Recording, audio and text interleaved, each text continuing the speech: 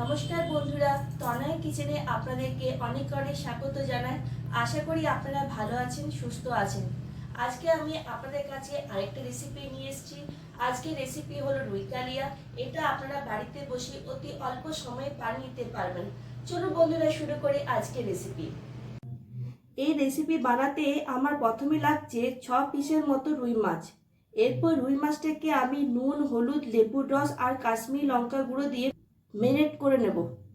এখানে নুন দিলাম হাফ চামচের কম, হলুদ গুঁড়ো হাফ চামচের কম, 1 চামচ লেবুর রস দিলাম, অল্প পরিমাণে কাশ্মীর রেড চিলি পাউডার দিলাম। এরপর মাছটাকে আমি ম্যারিনেট করে নেব।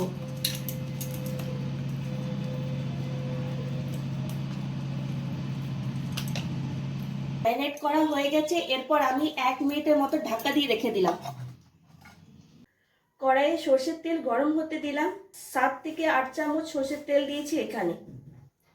এরপর আমি মাছগুলো তেলে দিয়ে দিলাম।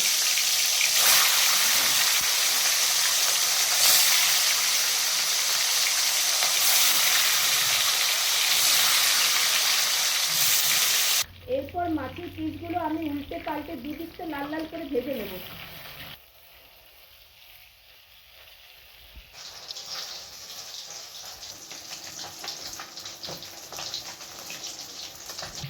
মাছের পিসগুলো ভাজা হয়ে গেছে। আমি এরপর প্লেটে তুলে নেব।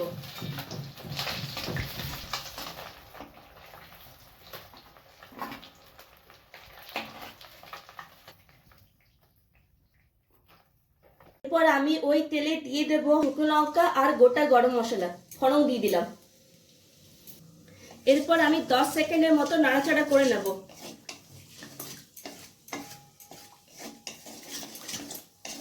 এরপর আমি অল্প পরিমাণে চিনি দিয়ে দিলাম।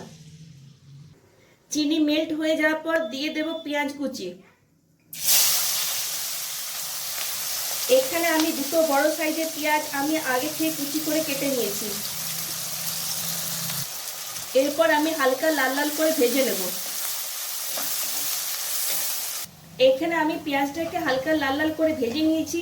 এরপর আমি রসুন, আদা আর কাঁচা লঙ্কার পেস্টটা দেব। এখানে আমি 2 চামচের মতো দেব রসুন, আদা, কাঁচা লঙ্কার পেস্টটা। এখানে আমি রসুন নিয়েছি 5-6টা, আদা নিয়েছি হাফের একটু কম, কাঁচা লঙ্কা 3টা, মিক্সিতে আমি একসঙ্গে বেটে নিয়েছি।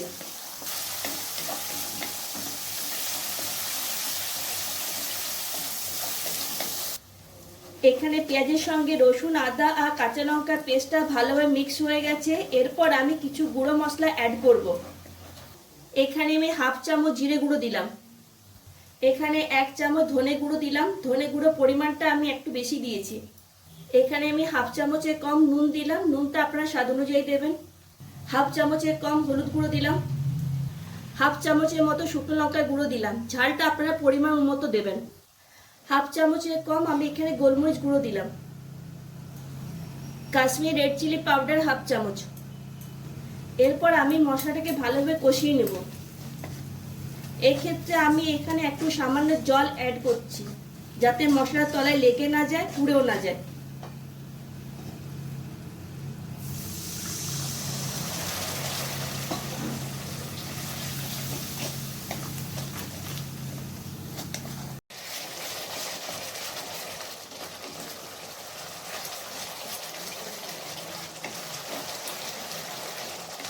আমি এখানে মশলাটা ভালোভাবে কষিয়ে নিয়েছি। এরপর আমি দিয়ে দেবো টমেটো পেস্টটা। এখানে আমি টমেটো পেস্টটা দিয়ে দিলাম। এখানে আমি বড় সাইজে একটা টমেটো মিক্সিতে পেস্ট করে নিয়েছি। আবার আমি মশলার সাথে টমেটো পেস্টটা কষিয়ে নিচ্ছি। এরপর আমি কিছুক্ষণের জন্য ঢাকা দিয়ে রেখে দিলাম, প্রায় 1 মিনিটের মতো। আর আঁচটা আমি লো ফ্লেমে রেখেছি। টমেটো পেস্টটা মশলাতে ভালোভাবে মিক্স হয়ে গেছে। এরপর আমি এখানে দিয়ে দেবো ফেটানো টক দই। এখানে আমি 2 চামচের মতো ফেটানো টক দই দেব। এরপর ভালোভাবে নাড়াচাড়া করে নিতে হবে।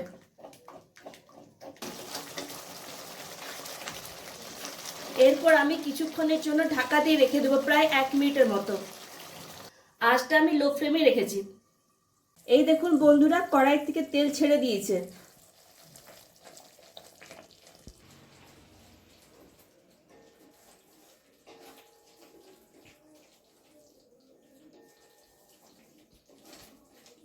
এবার আমি এখানে সামান্য পরিমাণে চিনি দিয়ে দিলাম।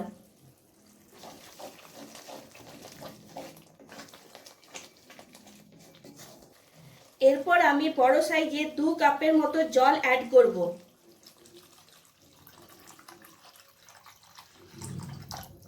আপনারা গ্রেভিটা কম বা বেশি করতে পারেন। গ্রেভিটা ফুটে উঠলে আমি ভেজে রাখা মাছের পিসগুলো দিয়ে দেবো। গ্রেভিটা ফুটে এসছে, এরপর আমি ভেজে রাখা মাছের পিসগুলো দিয়ে দিলাম।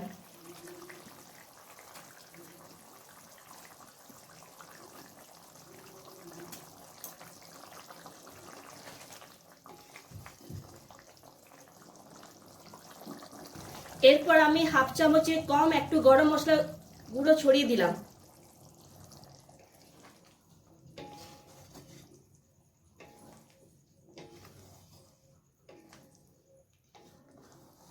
এরপর দেব এখানে 1 চামচের মতো ঘি। আপনারা চাইলে দিতেও পারেন, আবার নাও দিতেও পারেন।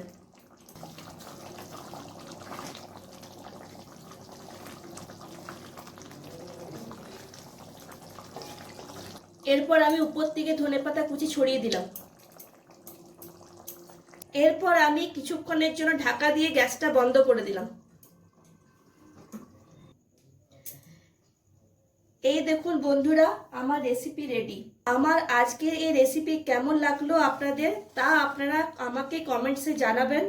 ভালো লাগলে লাইক করবেন, আর অতি অবশ্যই আমার চ্যানেলটিকে সাবস্ক্রাইব করবেন। আজ এই পর্যন্তই বন্ধুরা। নেক্সট ভিডিওতে আমি আবার আরেকটা রেসিপি নিয়ে আপনাদের কাছে আসবো।